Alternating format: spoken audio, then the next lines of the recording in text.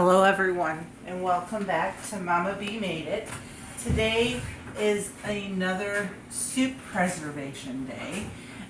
This one is going to be vegetable soup. I have some light-skinned potatoes. I think they're Yukon Gold, so they're very thin-skinned, scrubbed, rinsed, chopped, all ready to go. Straight out of our garden green beans, corn, also out of our garden, celery, carrots, and onions. And I have some tomato juice that I'll be using as the broth. Our family doesn't really like chunks of tomatoes, so I'm going to be using some of our tomato juice from our home canned tomatoes. And let's go ahead and get started. And it looks like I forgot to bring something over to scoop the veggies. Let me grab that and let's start filling jars.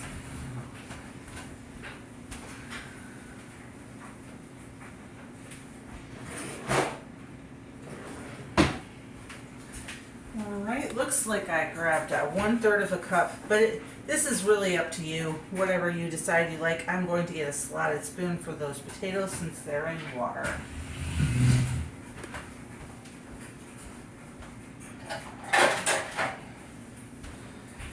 Alright, now the order of this doesn't really matter, but I do suggest that you put each one into the jar, into every jar, so you don't lose track of what you've got in there. So I'm starting with the potatoes.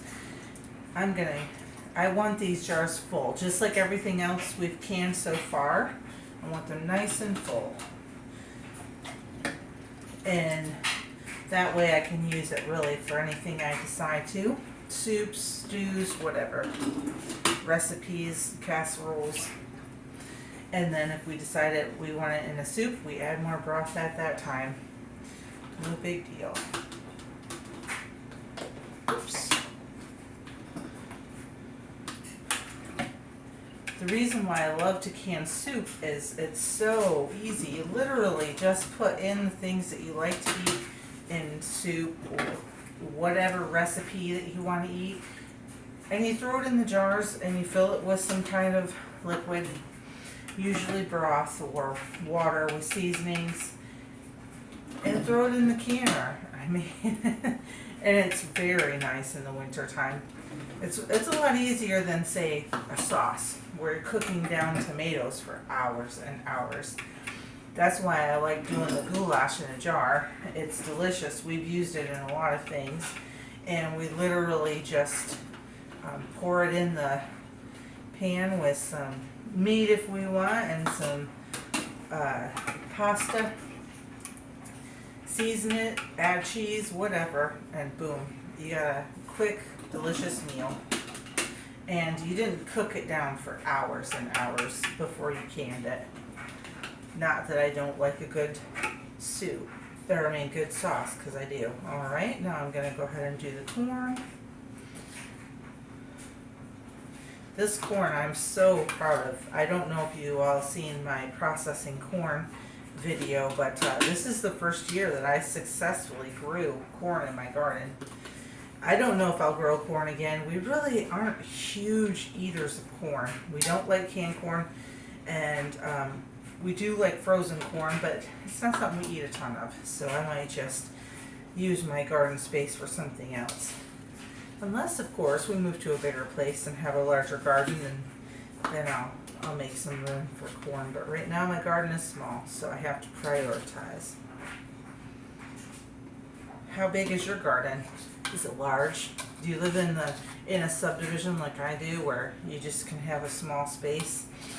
We're lucky we live in a rental, but our landlord said, yeah, garden, do whatever you want. So we got lucky there. Alright, corn is done. Now I'll go to the green beans.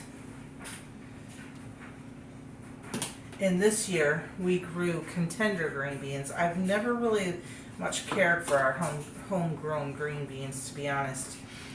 To eat them fresh, they're delicious, but to cook them, I just couldn't find a way to cook them well. This year, though, these are good green beans. They're tender, they're flavorful, even after they've been froze.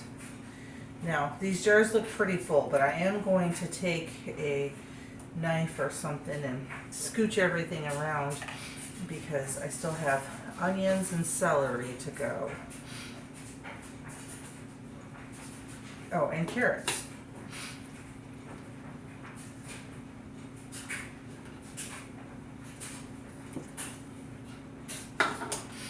Alrighty.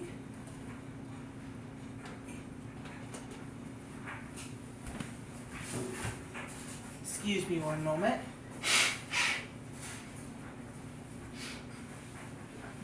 Alrighty. Now, let's get on to pushing those down. I just got a butter knife and I'm just gonna kinda, sort of like when you're debubbling, you know, press everything down in. Oops, I stabbed a potato. I can also probably give them a shake and pat. Oh yeah, see that made quite a difference in the space in the jar. Just doing that, there we go. And now we got the space we needed.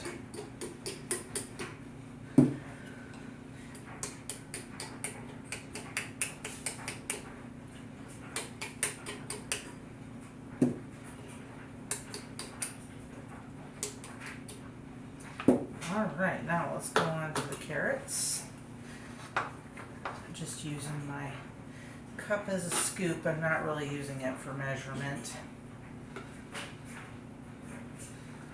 Just do it till it looks right.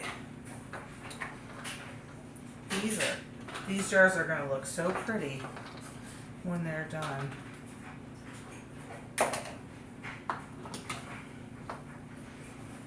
Oops.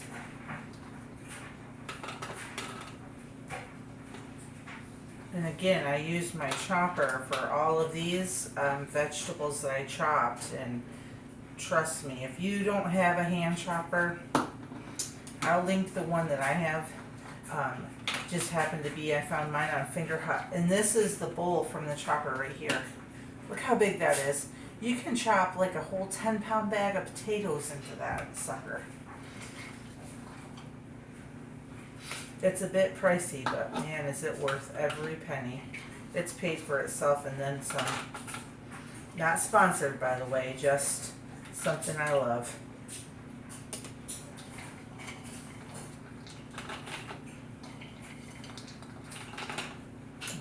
Alrighty.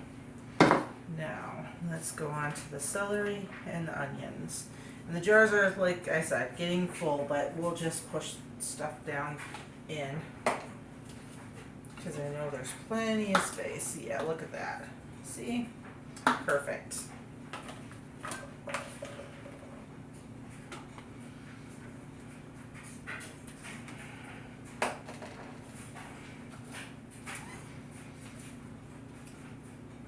I am so excited to eat these.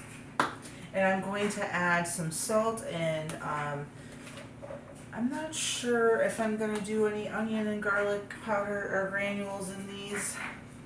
I don't think I will. I think I'll season them whenever I cook them. That way I can do whatever recipe. They just keep them more neutral. Alright. Just these last three.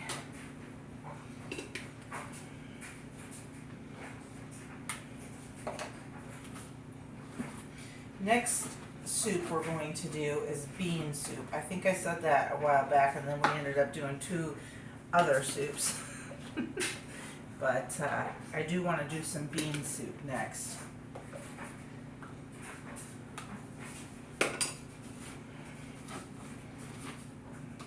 One more and then we'll pour in our liquid. I did not open my jars of juice yet because I don't know how much I'll actually need, and I don't want to pop a jar if I don't need it.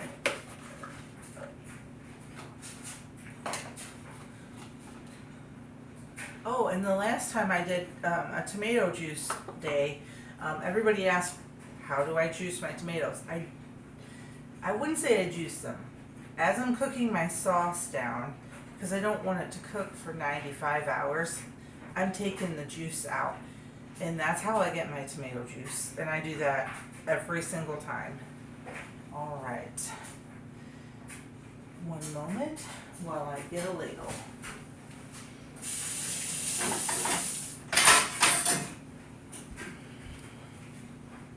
Actually, I think I'll just pop the jar and pour it in that way. That'd probably make the most sense.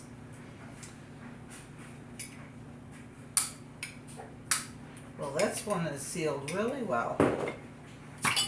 Oh yeah, there we go.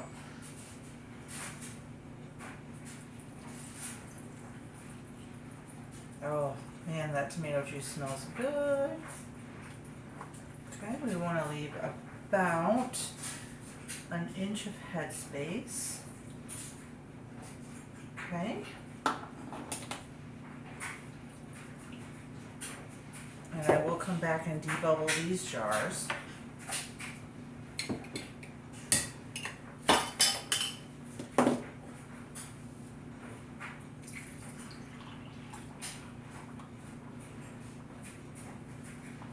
That one's really taken some time to bubble down in. So we'll let that one bubble down and move on to the next.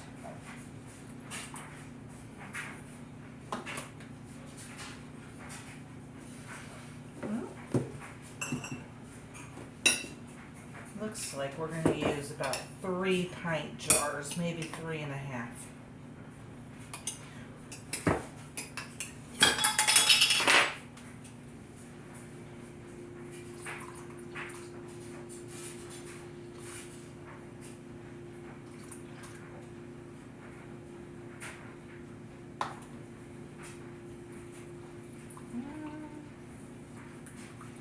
Yeah, I'm gonna say it's gonna be 3.5.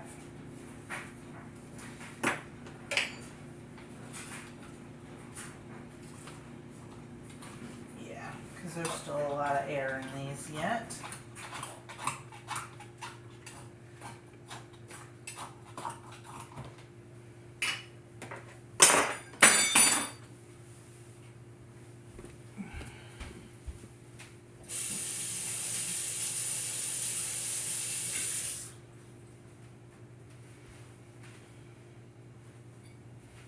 Okay, now that I had to wash my knife, let's open another jar.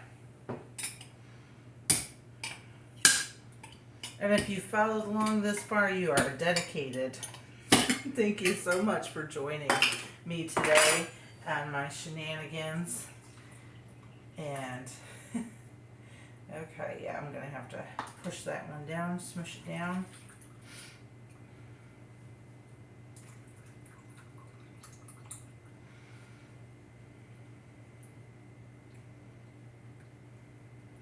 Alright, we may even have to open that last one to top these all off. Like I said the last time we came together, make sure you are debubbling well. It stinks when you get finished and there's all these little bubbles and you go, did I do something wrong? And you really didn't. It's just hard to get all the bubbles. This one may be just a little bit too full. Not just of juice, but of everything. There we go.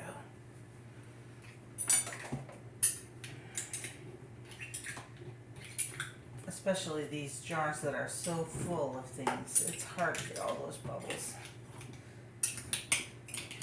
Yeah, we're going to have to open that other jar of juice. I cannot wait to see how these look coming out of the canner.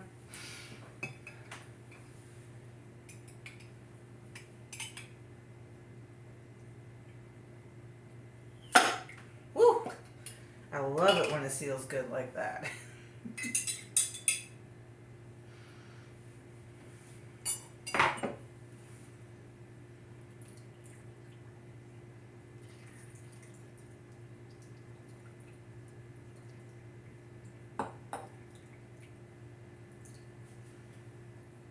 All right, almost finished.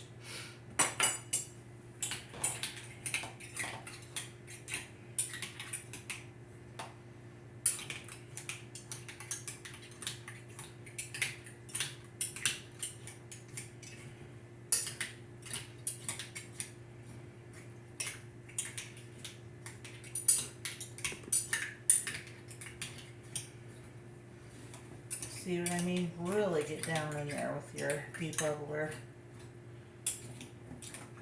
chopstick, whatever you use. This one needs some more juice. All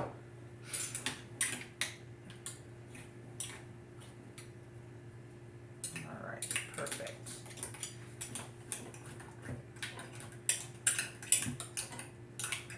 See all the air bubbles?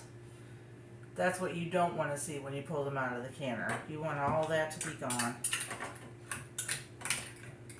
I mean, it's not ruined. It's not the end of the world if it does happen. But you want to try to prevent it if you can.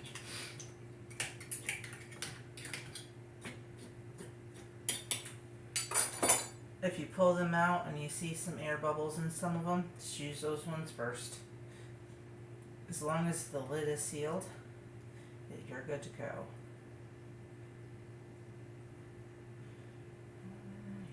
I can see an air bubble in this one over here. There we go. Oh yeah, there was a big air bubble right in the middle. Okay, now I'm going to wipe the rims and I'm going to put on the lids.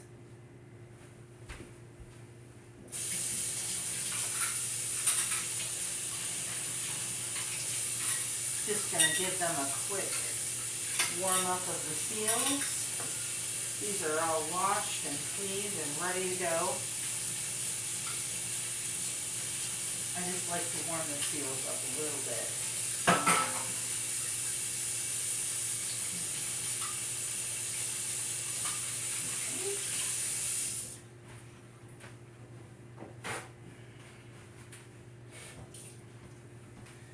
Now we're going to first wipe the rims with some paper towel, clear of any food, any juice, so we get a nice seal. Then I'm going to rub each one with my finger, make sure there's no imperfections. Hear the squeak? You know those are good and clean.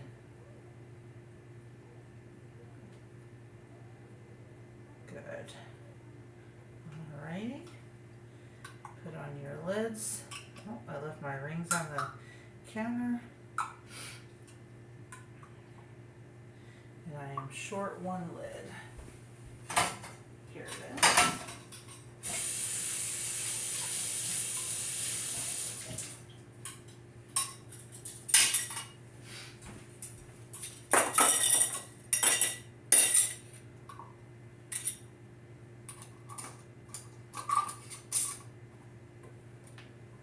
Fingertip tight, not too loose, not too tight. We don't want jar lids blowing off or buckling up.